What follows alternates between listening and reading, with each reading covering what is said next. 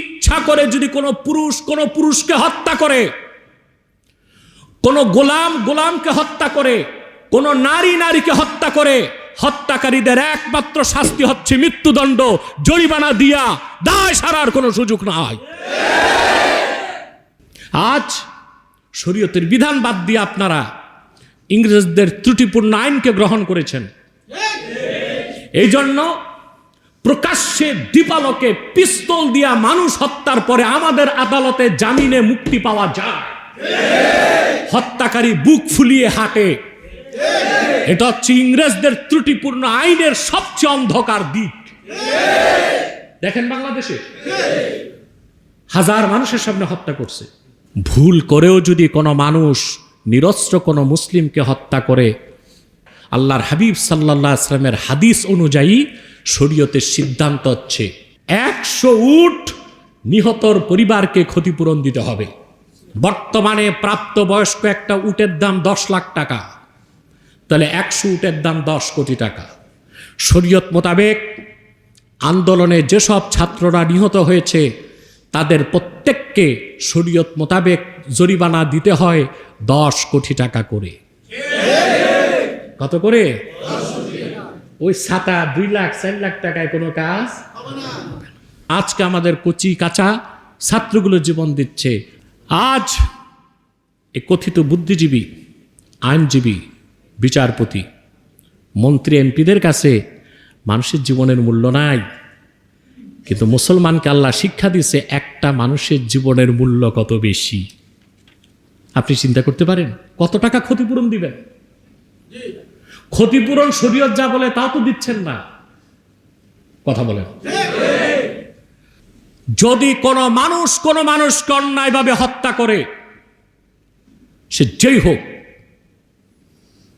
আল্লাহ ফরজ করেছেন তার মৃত্যুদণ্ড কার্যকর করতে হবে। এটা শরীয়তের হুকুম। আল্লাহ পাক সূরাতুল বাকারাতে ইরশাদ করেছেন 178 নম্বর আয়াতে, ইয়া আইয়ুহাল্লাযীনা আমানু কুতিবা আলাইকুমুল কিসাসু ফিল কতলা। হে মুমিনগণ, তোমাদের উপর কিসাসকে ফরজ করা হয়েছে নিহতদের ক্ষেত্রে।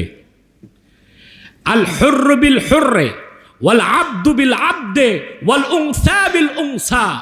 ইচ্ছা করে যদি কোনো পুরুষ কোনো পুরুষকে হত্যা করে, কোনো গোলাম গোলামকে হত্যা করে, কোনো নারী নারীকে হত্যা করে, হত্যাকারীদের একমাত্র শাস্তি হচ্ছে মৃত্যুদণ্ড, জরিমানা দিয়া দায় সারার কোনো সুযোগ নাই।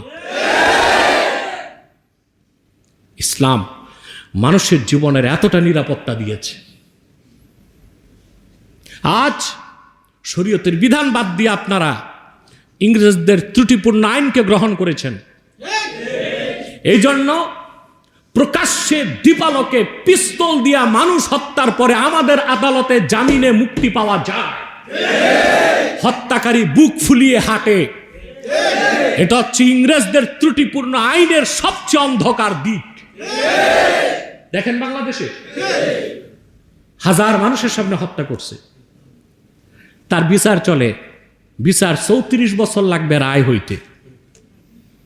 তো বয়স হয়েছে 50 আর 34 84, ওটা এমনি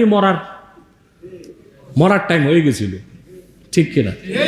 কিন্তু তাকে আপনি জামিনে মুক্তি দিলেন, সে বুক ফুলায় হাঁটে। এতে হত্যা করার প্রবণতা বাড়ে না কমে? যদি হত্যাকারী শাস্তি হতো মৃত্যুদণ্ড, কিসাস, ভয়তে আরেকজন কি হত্যা করার জন্য হাতে অস্ত্র নিত? আমাদের জাতীয় বিবেককে এগুলো চিন্তা করতে হবে। পৃথিবীর কোথাও মৃত্যুদণ্ডের শাস্তি 10 বছর 12 বছর লাগে না। আপনি দেখুন, আমি দেখে এসেছি সিঙ্গাপুরে মৃত্যুদণ্ডের শাস্তি হয় সর্বোচ্চ 3 মাসে।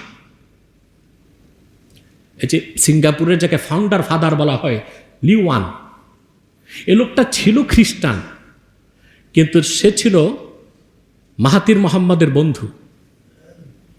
টেঙ্কু আব্দুর রহমান, সিঙ্গাপুরটা ছিল মালয়েশিয়ার অংশ।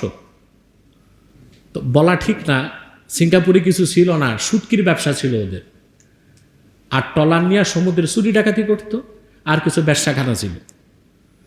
তো মালয়েশিয়ার যিনি রাজা ছিল টেঙ্কু আব্দুর রহমান, তিনি ঘৃণায় এটা ছেড়ে দিয়েছে।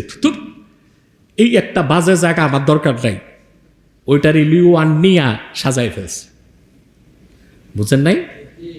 সে ইসলামী শরিয়া আইনকে অনুসরণ করেছে। দ্রুত বিচার, মৃত্যুদণ্ডের শাস্তি কতদিনে? সর্বোচ্চ 3 মাস। সম্মানিত সুধী, মানুষের কত মর্যাদা ইসলাম দিয়েছে, সে মর্যাদা আমাদের কাছে নাই। এজন্য আমরা পাখির মতো মানুষ মারতে পারি। একটা পশু হত্যা করার সময় আমাদের হাত কাঁপে, কিন্তু আদম সন্তান আল্লাহর শ্রেষ্ঠ সৃষ্টি মানুষকে হত্যা করতে আমাদের হাত কাঁপে না। আমরা এতটা অমানবিক, মনুষ্যত্বের কাতার থেকে আমরা পশুত্বে চলে গেছি। আমরা কতটা অমানবিক, কতটা হিংস্র, যে আমার দেশের শিশু এখন নিরাপদ নয়। বাড়ির ছাদে বাবার কোলে ছোট্ট শিশুটি বুলেট বিদ্ধ হয়, এই পৃথিবীর ইতিহাসে এটা মনে হয় প্রথম। মায়ের কোলে ফুলের মতো পবিত্র ছোট্ট বাচ্চাটি বুলেট বিদ্ধ হয়, পৃথিবীতে এটা বিরল। এসব হচ্ছে ফাসাদ। এসব কি? মানুষ হত্যা শাস্তির কথা বলতে যে আল্লাহ তাআলা বলেন, মান কাতালা নাফসান বিগাইরি নাফসিন আও ফাসাদিন ফিল আরদি ফাকান্নামা কাতালান নাস জামিআ ওয়া মান আহইয়াহা ফাকান্নামা আহইয়ান নাস জামিআ। যে ব্যক্তি কোনো মানুষকে হত্যা করল অন্যায়ভাবে, কেসাস হিসেবে নয়, যুদ্ধের ময়দানে নয়, নিরীহ নিরস্ত্র মানুষকে হত্যা করল, ভালো করে বুঝেন, সে যেন সমগ্র পৃথিবীর মানুষকে হত্যার অপরাধ করল। আর যে ব্যক্তি নিরীহ নিরস্ত্র একজন মানুষকে বাঁচাই দিল, সে যেন সমগ্র পৃথিবীর মানুষকে বাঁচাবার পুণ্যময় কাজ করল। আপনি মানুষ মারবেন, এত সহজ? যদি কোনো মানুষকে ভুলে মারে, কিসে? ইচ্ছায় মারলে মৃত্যুদণ্ড। যদি ভুলে মারে, মানুষ মিছিল মিটিং করতেছে, পুলিশ গুলি চালালো, দেখা গেল পুলিশ বাড়তে চাইল না, কিন্তু মরে গেল, এটা হচ্ছে শিবহুল আমাদ। এটা পুরা ইচ্ছায় না, ইচ্ছা ছিল না মারার, মরে গেছে। মারতে চাইছে হাঁটুত, গুলি লাগছে কপালে। কিন্তু যে লোক হাঁটুতেও মারে নাই, সিনাতেও মারে নাই, 7 তলার উপর বাচ্চার মাথায় মারছে, ওটা কোন ডিপার্টমেন্টের? এটা তো দারোয়ানি করার যোগ্যতাও নাই। 7 তলার উপর গুলি যায় কেমনে? কথা বলেন। এটা হচ্ছে শিবহুল আমাদ। ভুল করেও যদি কোনো মানুষ নিরস্ত্র কোনো মুসলিমকে হত্যা করে, সেই ক্ষেত্রে হচ্ছে দিয়াত। একজন মানুষকে ভুলেও যদি হত্যা করা হয়, আল্লাহর হাবিব সাল্লাল্লাহু আলাইহি ওয়াসাল্লামের হাদিস অনুযায়ী শরীয়তের সিদ্ধান্ত হচ্ছে দিয়াত হচ্ছে মিআতুম মিনাল ইবিল, 100 উট নিহতর পরিবারকে ক্ষতিপূরণ দিতে হবে। কত উট? বর্তমানে প্রাপ্তবয়স্ক একটা উটের দাম 10 লাখ টাকা, তাহলে 100 উটের দাম 10 কোটি টাকা। শরীয়ত মোতাবেক আন্দোলনে যেসব ছাত্ররা নিহত হয়েছে, তাদের প্রত্যেককে শরীয়ত মোতাবেক জরিমানা দিতে হয় 10 কোটি টাকা করে। কত করে? ওই ছাতা 2 লাখ 4 লাখ টাকায় কোনো কাজ। আল্লাহর হাবিব সাল্লাল্লাহু আলাইহি ওয়াসাল্লামের হাদিস থেকে দেখা যায় শরীয়তের সিদ্ধান্ত, যদি একজন মুসলিম আরেক মুসলিমের একটা দাঁত ফেলে দেয়, ওইটা জরিমানা 60টা উট। 60টা উট মানে 70 লাখ টাকা কমসে কম। কত?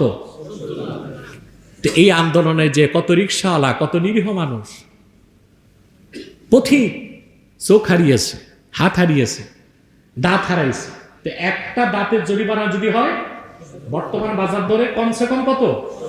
70 লাখ। যাদের চোখ গেছে, কান গেছে, তারা প্রত্যেকেই হিসাব করে করে তাদের জরিমানা দিতে হবে।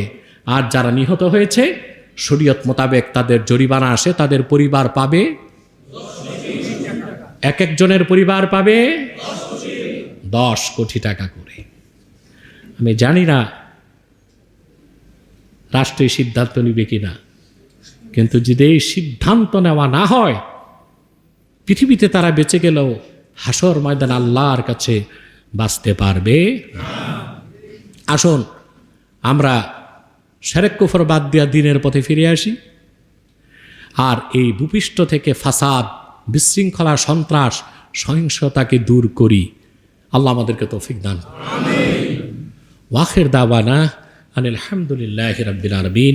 ওয়াসসালামু আলাইকুম ওয়া রাহমাতুল্লাহি তাআলা ওয়া বারাকাতুহু।